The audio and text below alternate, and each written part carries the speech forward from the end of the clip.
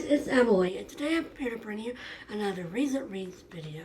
So first of all, I wanted to talk about my channel for a second. So of course, as y'all might remember, I took a long hiatus, and it wasn't really planned, but part of the reason I took it is because I'm sort of been getting tired of my videos and the way I do them. I always do the 3-book recent read format, and it just seems like it gets kind of repetitive. And I know nowadays blog style wrap-ups and videos are a lot more popular, and so I was thinking about trying to do some of those, but it just seems like so much work to always remember to pick up your camera and film interesting clips in between your book reviews. And so I don't know if I really want to do it, and so I'm like, well, then maybe I should just stick with the 3-book recent reads format, but I don't know if people are so interested in that format anymore.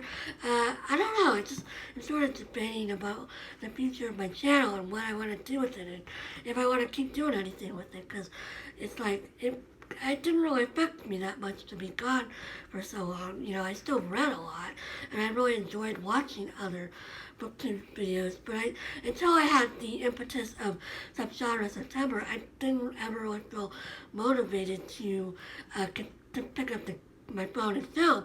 Although now we're getting into a season where I have more impetuses because nonfiction November, I always really enjoy participating in that, and then in December it'll be Cloak and Dagger Christmas, and then there'll be wrap up for the end of the year videos and stuff like that. So I don't know, maybe for the rest of the year I'll be a bit more proactive in filming, but we'll see. But anyway, I'm not sure if the recent read format is the right way to go anymore, but I also don't know what to replace it with.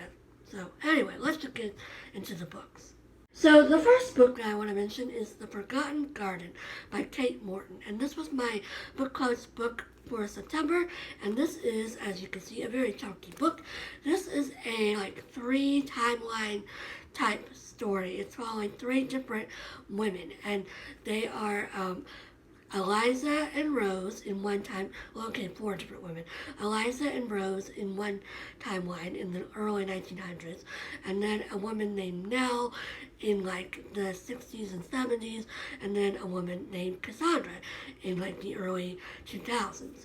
And so Nell is Cassandra's grandmother, and Eliza is a woman that lived in a house that Nell owns. And so they're all 3 connected, and you don't really know why they're connected besides the house thing.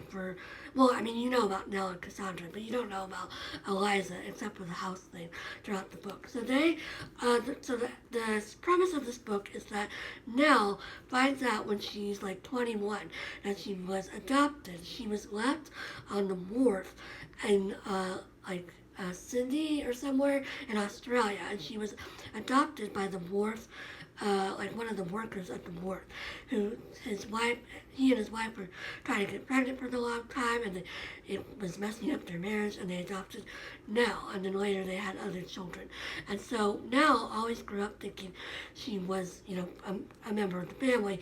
When she finds out that she wasn't, it starts this quest to discover who her real family was. And so in the process, she discovers that her family owns this property in Cornwall, including the house where Eliza lived. And she eventually travels to Cornwall and buys that house. But she dies before she can follow through on finding out who her parents and family were. And so her granddaughter, Cassandra, after she dies, picks up the thread and begins further searching to figure out who Nell's parents were. And so that's what the book is about. And Cassandra, I would say, is the person we spend the most time with, although I don't know, because if you portion out the books, the time in the book. Well, anyway, so Cassandra is trying to find out who Nell's family is, and she has recently had a death in the family, and so she is recovering from that. And she is also an artist, but she hasn't drawn or done art in a long time, and so it's about how she uses this journey to discover more about herself, and also to jumpstart her life again after her grieving process. So this was a really interesting book. And then we also follow Eliza, who was an orphan, but she eventually is brought to the house because she discovers she's related to the family there. And so I won't say how because I feel like that might be a spoiler. But anyway, so we follow Eliza's life at the house, and Rose is another person that lives in this house as well. So it's just it's a mystery in the sense that Cassandra is trying to figure out who Nell's family is, and why they left her at the wharf in Australia, and what was going on. So yeah, it was a really interesting book. I really enjoyed it. I will say that there's a lot going on, and like sometimes I wouldn't remember what had happened previously, like because it took me a while to read this, so I had to like go back and skim a little bit to remember. And again, it just had a lot going on. But overall, I really enjoyed it.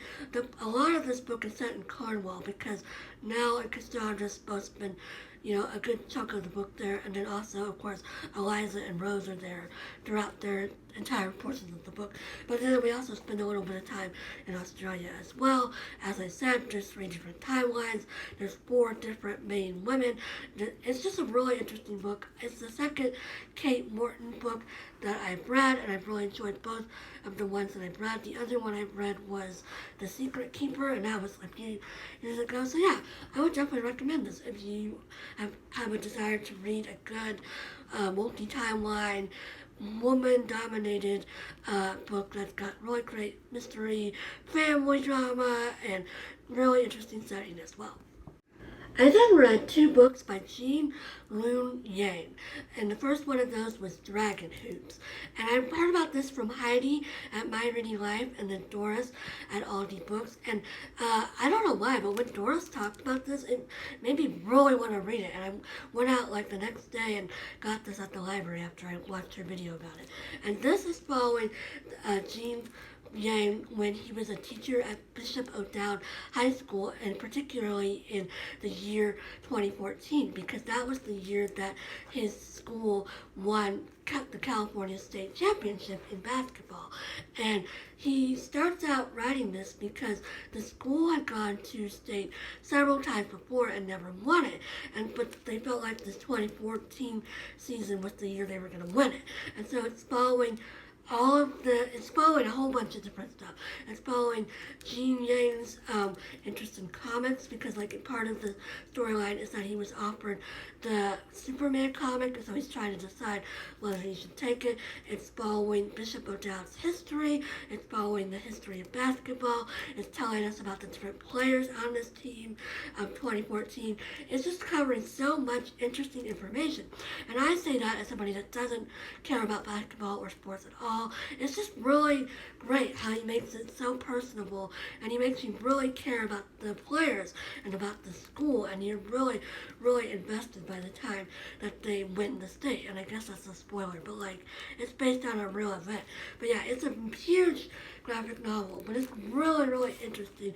It's got really beautiful art, and it's got really great characters. I mean, obviously they're real people, but he does say it's not a nonfiction book. He does say that he, combines certain people, and he, moves stuff around. So it's not like it's exactly how it actually happened, but it's based on true events. And it's a really fabulous graphic novel, and I definitely recommend it if you've got any interest at all in sports, or even if you don't, like I don't really, although I will admit I love sports movies, and this is kind of like a sports movie, just in graphic novel form.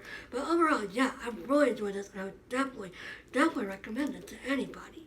I loved Dragon Hoops so much that I went and got American Born Chinese, also by Jean Luen Yang, and this one was okay. I didn't like it as much as Dragon Hoops. This is following 3 separate storylines. One is following a monkey who is the Monkey King, and then it's based on some Chinese legends, and we follow his journey, and he wants to become immortal, and so we follow that, and then he discovers there's more to life and trying to be immortal, and we just follow his journey. We're also following Gene's journey as he moves to a new school, and then we also follow a boy named Danny who has a cousin who comes to visit him once a year, and when the cousin comes, it really wrecks up his life because the cousin is from China and doesn't know much English and is kind of a stereotypical Chinese person.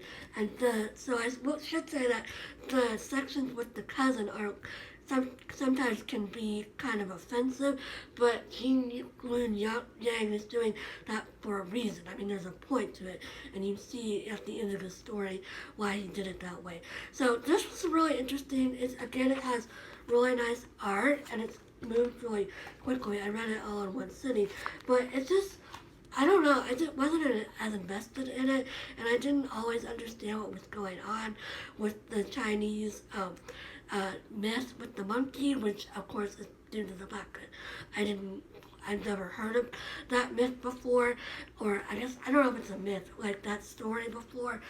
I mean, I don't know if I don't know if it's right to call it a myth, is what I'm saying. But overall, I really enjoyed this, but I would say if you're going to read a Gene Luen Yang book, that you should definitely check out Dragon Hoops first, and because it's a really, really great book. But yeah, I really enjoyed both of them, but yeah, this one was definitely the clear winner for me of the two.